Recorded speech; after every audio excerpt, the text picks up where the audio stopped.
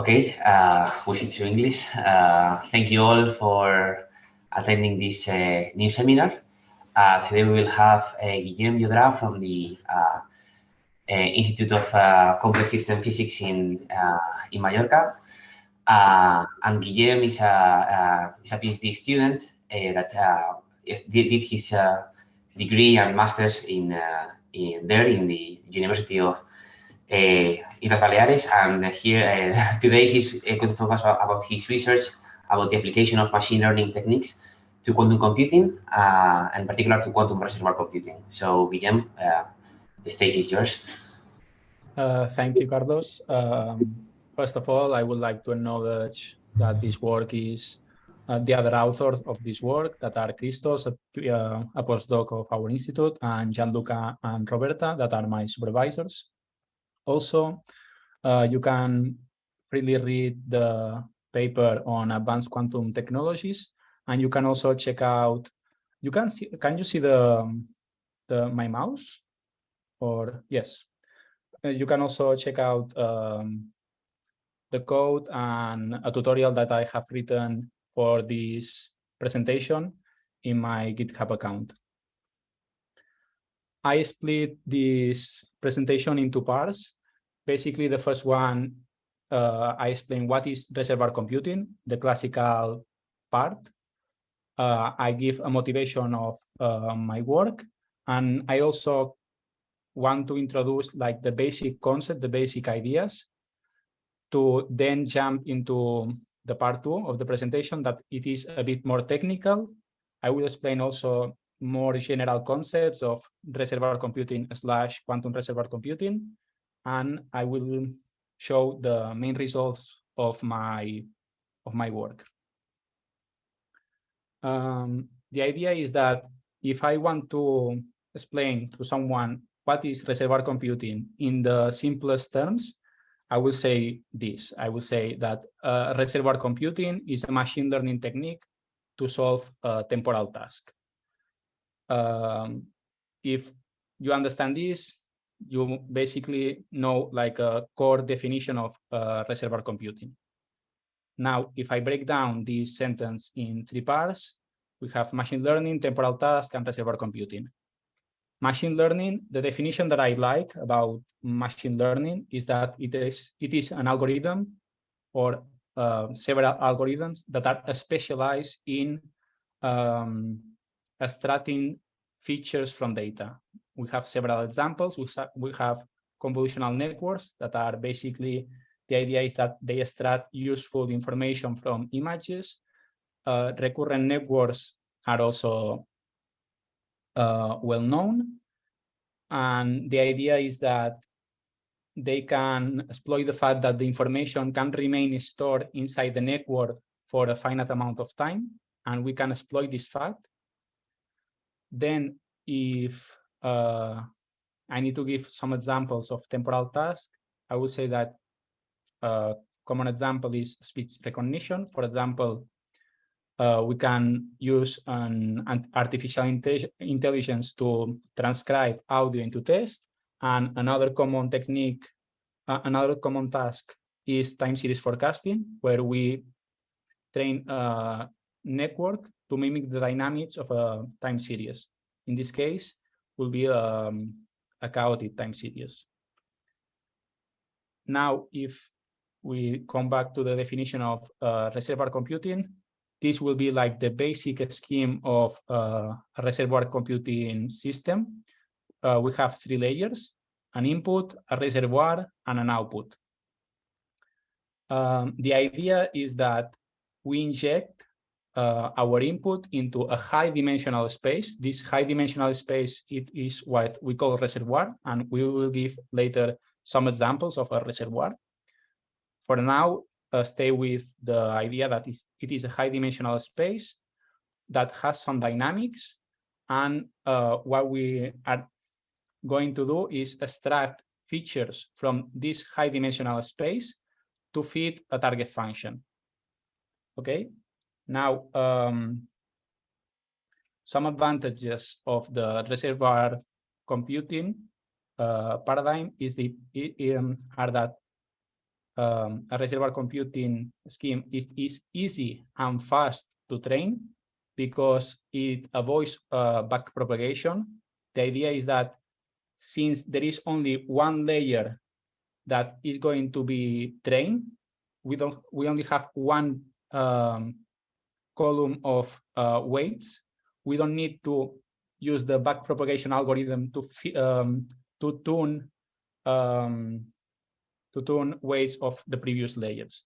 We only have one layer, and this can be optimized using a linear regressor or a linear regressor plus some regularization. Another key advantage of reservoir computing is that it can be implementable into hardware. What I mean with this is that we can exploit the dynamics of the physical components to perform computation. Now, like the crazy part is that in this case, in the first image, we can see this soft silicon arm that is like a tentacle, okay?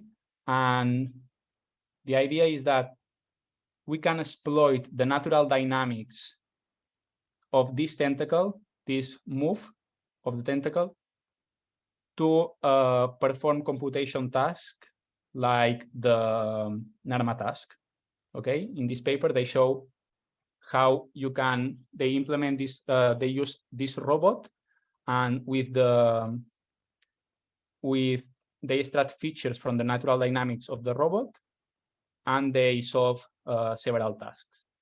Then another example will be this photonic reservoir. The idea is that they use physical components and they train this reservoir to recognize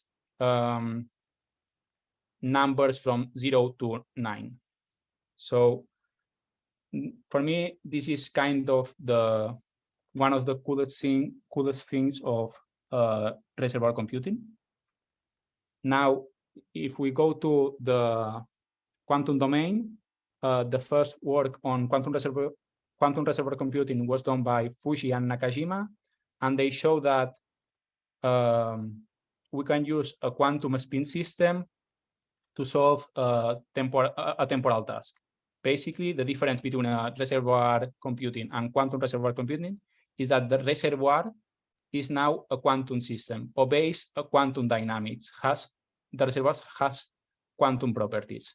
But the idea of the reservoir computing, it is still the same. We have an input that will be encoded into a high dimensional space. In this case, will be the quantum system. And then we will extract information from this quantum system. Now, as a motivation, in the literature, there have been different papers that use different particles to perform different tasks. Some of them, for example, in this work, they use spins, and they show that there are dynamical regimes that are more suitable to quantum reservoir computing than others. In this other work, they use bosons, and they show that basically the encoding, the input encoding can tune the amount of nonlinearity into the system. And in this one, they use, for example, they train a lattice of fermions to recognize if a state is entangled or not. So in our work, what we did was like, okay, what is missing? It is a comparative assessment between these different particles, different fermions, bosons, and spins. And let's try to find which is the particle that is more suitable to store information, which is the particle that is more suitable to solve temporal tasks.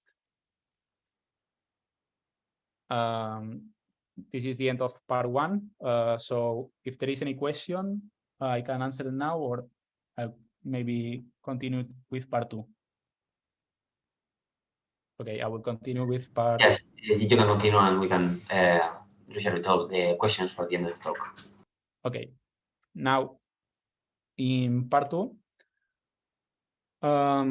As I just said, this is the basic scheme for reservoir or quantum reservoir computing. We have 3 layers.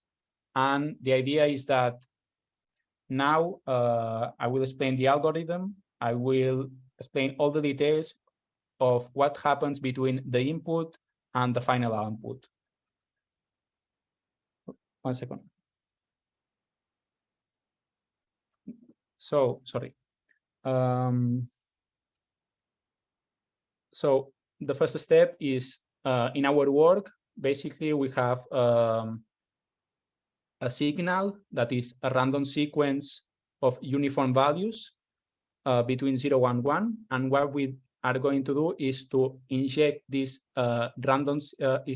is to encode these values into a superposition of 0 plus 1 in the case of fermions and spins. In the case of bosons, I will be encoding this number into a superposition of 0 plus 1 or 0 plus 2. This will be important later on. Okay, so once I have this quantum state, I can insert this quantum state into my quantum system that obeys a certain dynamics that is described by this Hamiltonian from here. And once I inject this input into the quantum system, I let this information propagate through the system during 10 time units. Okay, once these 10 time units, once I let this system evolve for these 10 time units, I have a new reservoir state that is given by this completely positive trace perceptibility map. And now I can extract information from this reservoir state. To extract this information, I use a set of observables. In this case, I use diagonal and non-diagonal observables. And using this equation, I extract some relevant features for my algorithm. Once I have these features, I can use an optimizer to find the best ways to fit my target function. And this will be the core algorithm with all the equations and everything. In our work, the target function are these two. There is a target that is linearly and a target function that is nonlinear, as denoted by the letter Q, that it means the degree. And the idea is that we are trying to train a system to recall past inputs. We are trying to train a system to measure how well he can remember past information. This is denoted in, for example, this equation from here, where if you remember, UK is the input that I have been injecting in the beginning. In this case, as an example, I would say that if I give, for example, I give a sequence of 0.1, 0.2, 0.3, well, I inject a value 0.1 into the reservoir. I let the system evolve. I inject 0.2. I let the system evolve. And I then inject 0.3. If I can ask the algorithm to, okay, give me the information from 2 iterations ago. This will be this iteration, and the reservoir can, the algorithm will say, okay, the information from 2 iterations ago, in other words, delay 2, tau equal to 2, is 0.2. If I ask, give me the information from 3 iterations ago, delay 3, it will be 0.1 in this case. I will repeat this later on in another example in case it is not clear now. Also, I want to also point out that I think that this is kind of difficult to explain at first. So I have written a tutorial that you can check on Google Colab in my GitHub account. And basically what I have been trying to explain can be summarized in these 4 lines of code. In creating an input state, injecting this input into the reservoir, evolving the reservoir, and extracting some features. These 4 lines of code explain what I have been trying to explain in the past slides. Now, let's start like a new concept that will be important later on. Now I will give like general concepts that are important for this presentation. As to begin, I will present like, for me, I think the easier one to introduce, that is, okay, let's try to sum up what are the difference between bosons, spins, and fermions. For example, bosons have a huge Hilbert space, and we can store information inside this huge Hilbert space. Fermions doesn't have as big, have a small Hilbert space in comparison with bosons, and spins are, I would say, something in between bosons and fermions, because locally they behave like bosons, but also they have a small Hilbert space as fermions. Then another concept that it is important to keep in mind is that not any physical system can be used as a reservoir. For example, here we have a brick. It is not going to be useful. This tentacle at the beginning seems that it is not useful, but I already show you that there are papers that they show this object as a useful device to perform reservoir computing tasks. So the idea is that to have a good performance or to proper perform, we have to satisfy several requirements. These are these 4, and let's begin with the nonlinearity. Basically, the output of the system must be a nonlinear transformation of the input. This is why, for example, in classical machine learning, we have ReLU activations or sigmoid activations. It doesn't make sense to not use a nonlinear transformation. Then another one that another requirement is separability, which means that different inputs should produce different outputs. For example, if different inputs produce the same output, this will be a sign that this device is not useful to perform computation. Now, as 2 more concepts is the fading memory, is the idea that the system is able to recall present and past inputs, but it is also able to dissipate irrelevant inputs from the past.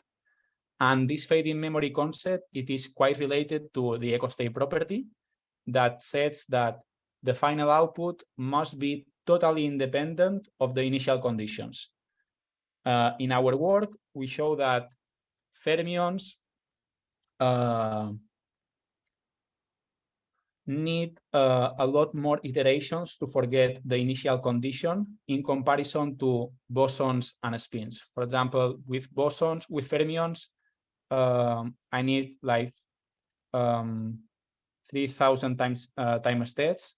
With bosons and spins, with 1,000, with less than 1,000 steps, I completely forget the initial state. Now, to explain how I measure the performance of the quantum reservoir how I measure the performance, let's give this example. Let's suppose that I have this sequence of values, 0.1, 2, 3, 4, 5. What I will do is to split this sequence of values between 2 windows. One will be the inputs, and the other window will be the targets. Notice that between the inputs and the targets, there is a delay 1. I have shifted the sequence. Once I train the algorithm, the reservoir can output this sequence of values from here. Now, to measure the performance, I will compute a metric called the memory capacity that basically measures the similarity between the target and the output. The memory capacity, to give an intuition, is similar to the Pearson correlation. The difference is that the Pearson correlation, it is bounded between -1 and 1, and the memory capacity is bounded between 0 and 1. Memory capacity 1 means that the output, it is exactly the same as the target. Memory equal to 0 means that there is no relation between the target and the output. As one of the main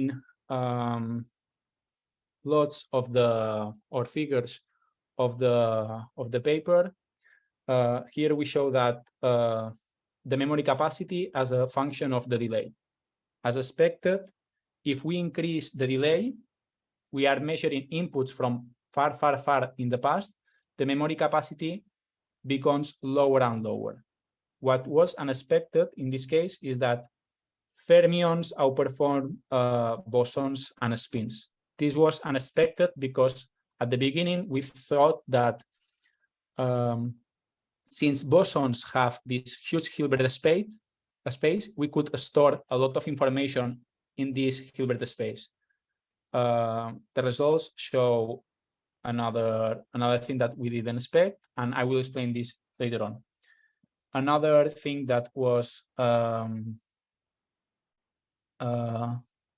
relevant is that I can boost the performance of bosons if I, instead of using encoding 0 plus 1, I use encoding 0 plus 2. If I use another superposition, I can boost the performance of bosons. For a nonlinear task, a nonlinear contribution of the inputs, I have more or less the similar results. The idea is that as we increase the nonlinearity of the inputs, this task becomes more difficult and the memory capacity decreases. But fermions and bosons with encoding 2 achieve the best results, and spins and bosons with encoding 1 perform very similarly. Now, to explain why fermions perform better than spins, we came up with this, let's say, toy model that is a one-dimensional chain where I will inject some information. The idea is that this one-dimensional chain, it will not be useful to compute things, but it will be insightful to learn why fermions perform better than spins. The idea is that, okay, now the information can only propagate in one direction. If I inject the information in this site 1, the information can only propagate to site 2, 3, 4, 5. And the idea is that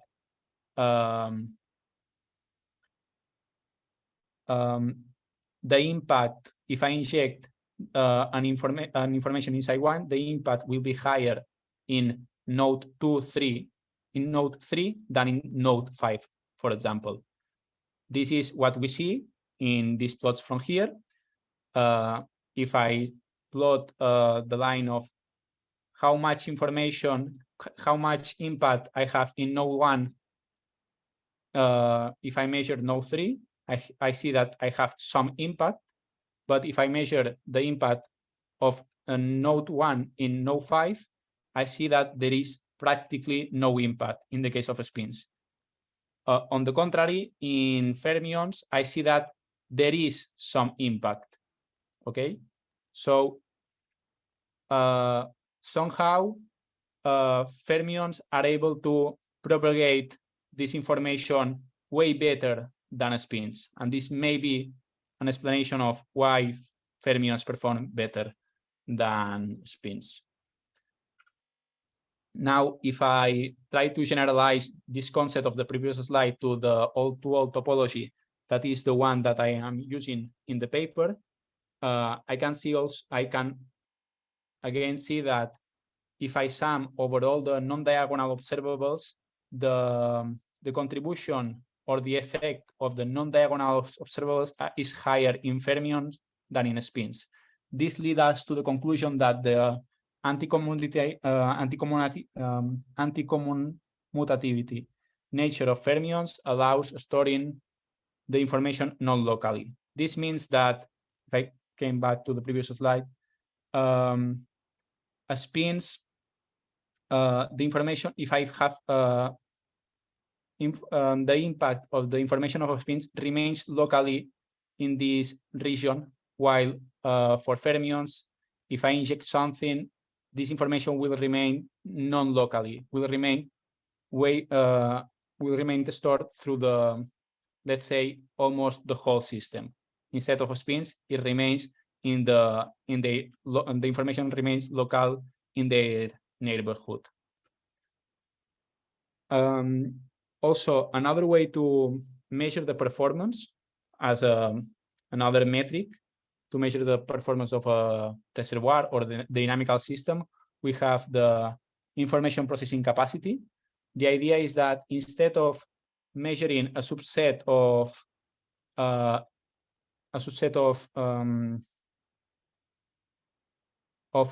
nonlinear and linear functions, the IPC is evaluating all linear and nonlinear functions. This, in principle, it is impossible. We cannot measure all nonlinear functions in the universe.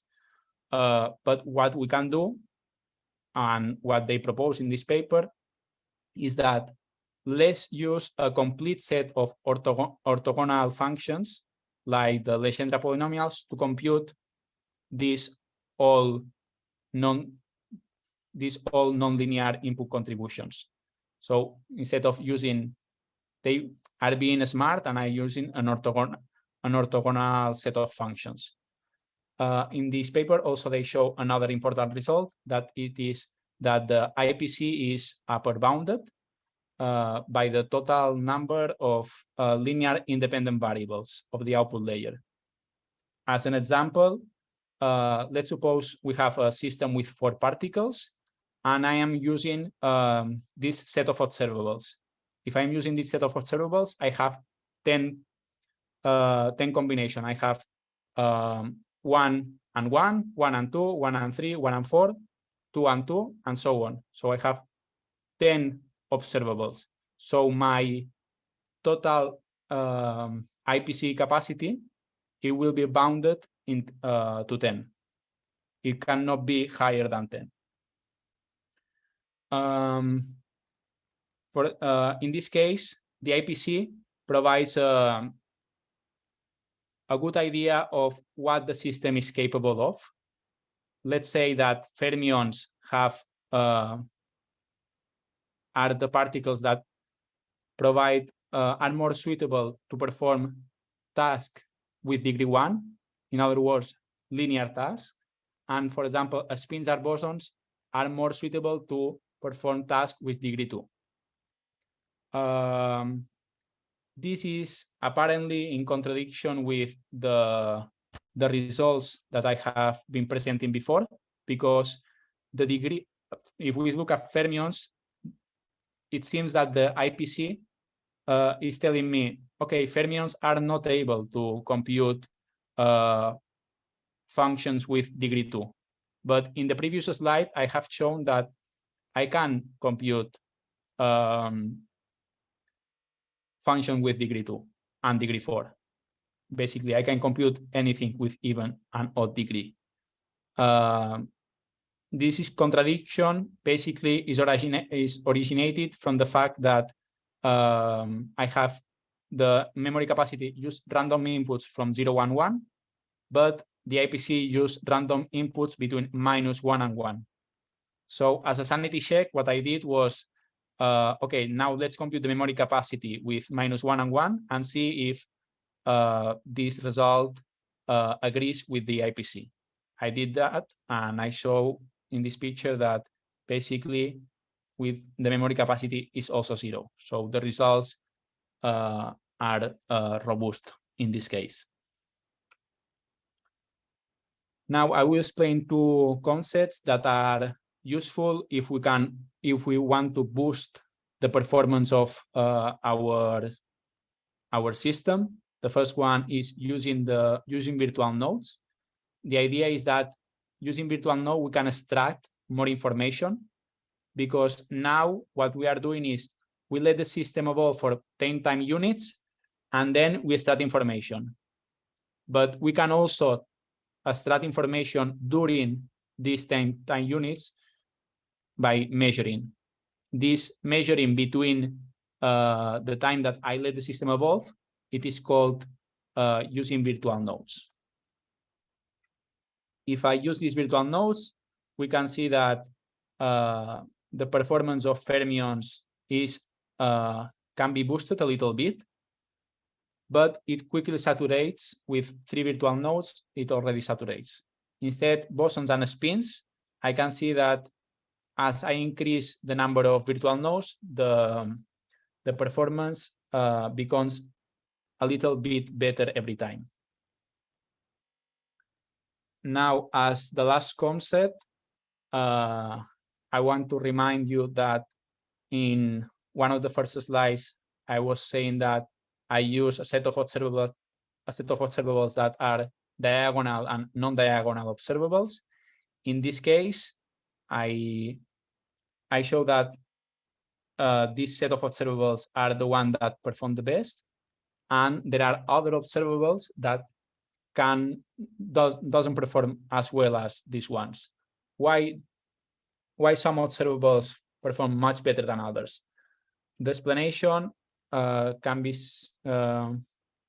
is quite easy once you have these two plots. And the idea is that in here I am plotting the dynamics of these observables. And what I see is that these observables are sensitive to the input.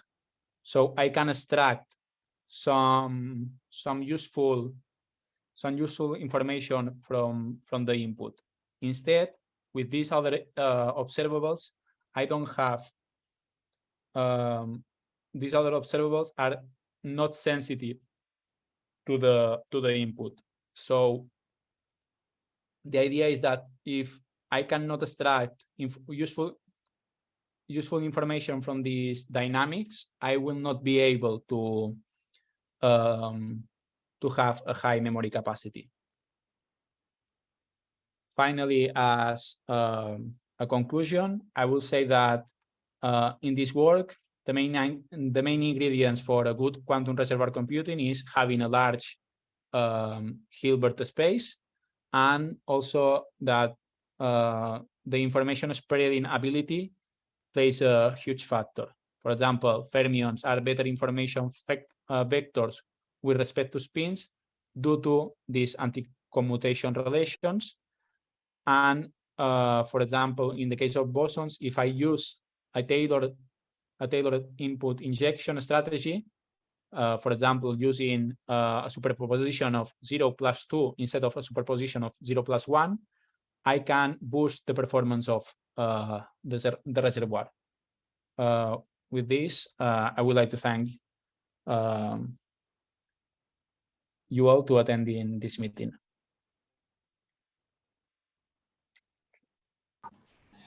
Thank you very much, Guillem, for the very interesting talk. So maybe now it's time for questions. You can either unmute yourself or write anything in the chat.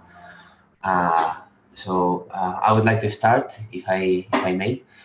I don't know almost anything about reservoir computing, so I mean, I would start by asking exactly. I mean, I understand that for either spins, fermions, or bosons, you created your state from a random distribution, and then you evolve the density matrix and obtain your targets from taking the observable, the expected value of some observables.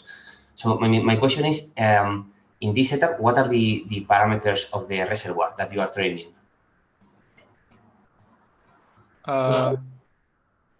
The idea of reservoir computing is that it is not necessary to train the values of the reservoir. In recurrent networks, you usually train these parameters using backpropagation, but in reservoir computing, you basically train the last output layer. You let this physical system fits and hope for the best, let's say. You can, as I mentioned here in some of the reference, for example, in this paper, what they show is that, okay, let's put the reservoir in a good dynamical regime so that they can perform computation correctly. Okay, depending on the Hamiltonian, you can tune a bit the parameters to put it in the right dynamical regime. But basically, the idea is that you don't train what is inside of the reservoir. Okay. I try to give like an overview of everything, but if No, anything is not clear, ask me again. Okay, thank you. Any other question? Maybe as a follow-up to that, okay, so you don't train the reservoir, but you have to fix some model for the reservoir. So in this case, what model do you fix? In this case, I am using this Hamiltonian. Okay, with random hopping. It is. Everything is coupled and it is randomly connected with this, also this time with this in this interval. Okay, and the same for spins, bosons, and fermions. Yes, everyone follows this Hamiltonian. We chose this Hamiltonian because it was the easiest one and didn't have anything strange in it. So it was good to assess, to compare different performance of different particles. Because if we have a particle that in one regime has some dynamics and the other particle has another dynamics, it will be not a fair comparison. Okay. Okay. We have a question in the chat. So the question is, in all those benchmark, you are using as the input a random signal. Would the benchmark change if you change that input? Why did you choose that signal?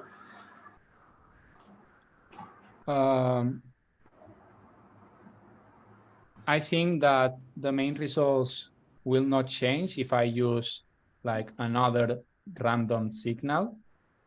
But basically I use like the uniform distribution because it is, I'm not being biased into one stream or the other. This is basically why I use uniform random distribution. And then I was thinking about it, and for example, in this case, I already see that if I change the input, I can have different performance. This will be something that maybe we need to check a bit more about what is the relevance of the input for performing tasks. But so far, I think that although it may be interesting, maybe we don't find anything super relevant in this aspect.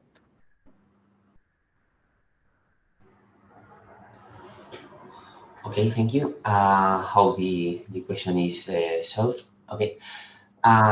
Anything else? Any other question? You compare the performance of bosonic, fermionic, and spin systems. I don't know if it's possible to compare them on equal grounds, but have you performance of this quantum reservoir computing against the classical reservoir computing? No, this is, I haven't compared them with a classical computer, with a classical reservoir computer. This was done in the first seminal paper. That was this one, and they compared this quantum system with a reservoir system that is it is an eco-stable network, and basically they show that with 5 seeds, I don't remember exactly the number of spins, but with 5 seeds spins, they can perform similarly as a classical system with 100 nodes. This is more or less the values that they manage. Okay. So with a little effort in the quantum domain, we can perform similarly as in the classical domain, but also it is always depends on the task and everything.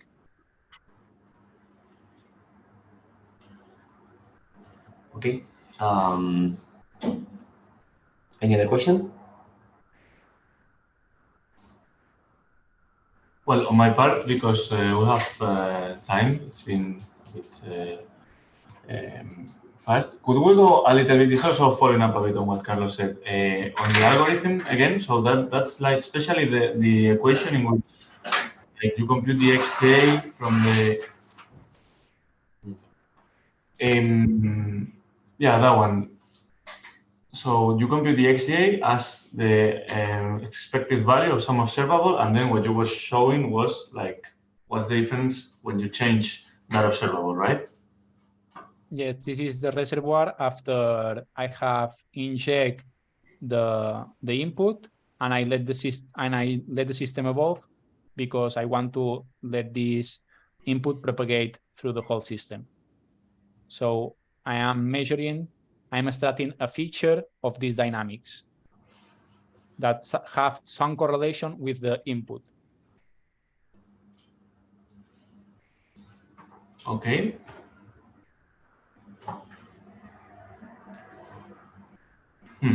Yeah, I think I should read the paper.